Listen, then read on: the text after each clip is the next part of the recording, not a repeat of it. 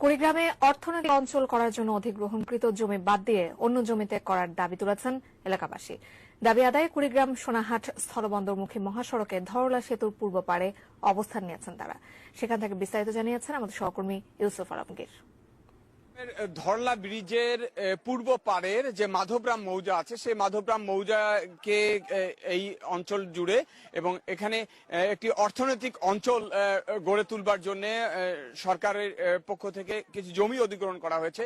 সেই জমি অধিগ্রহণের প্রতিবাদে এখানকার স্থানীয় মানুষজন আজকে মানববন্ধন করছে। এখানে মানববন্ধনকারীরা যারা আছেন তাদের কাছে আমরা জানতে চাই যে আপনারা আসলে এই কি কারণে এখানে মানববন্ধন করছেন। বাড়িঘর এবং কৃষি 3 ফসলি কৃষি জমি আমাদের।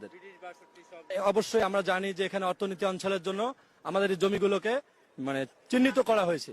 তা আমরা চাই দেশের উন্নয়ন হোক, আমাদের কুড়িগ্রাম জেলার উন্নয়ন হোক। আমরা উন্নয়নের বিরুদ্ধতা চাচ্ছি না, কিন্তু আমরা চাই আমাদের জমির পাশাপাশি আরো অনেক পরিত্যক্ত এবং খাস জমি, সরকারি অনেক খাসের জমি আছে। আমরা চাই সেগুলো সেখান থেকে কিছু করুক, কিন্তু আমাদের এই 3 ফসলি সম্পত্তি, আমাদের বসতভিটা উৎখাত করে দিলে আমরা একদম নিঃস্ব হয়ে যাব। আসলে এই যে তারা বলছেন যে তারা সকলে বলছেন যে এই যে পতিত জমিতে এই অর্থনৈতিক অঞ্চলটা হোক এবং কুড়িগ্রামের মানুষ এবং কুড়িগ্রামের সাধারণ মানুষের চাচ্ছে যে দ্রুততম সময়ে কুড়িগ্রামের পিছিয়ে পড়া কুড়িগ্রামের উন্নয়নে এই অর্থনৈতিক অঞ্চলটি গড়ে তোলা হোক। Yusuf Alamgir, ATN news, Kurigram.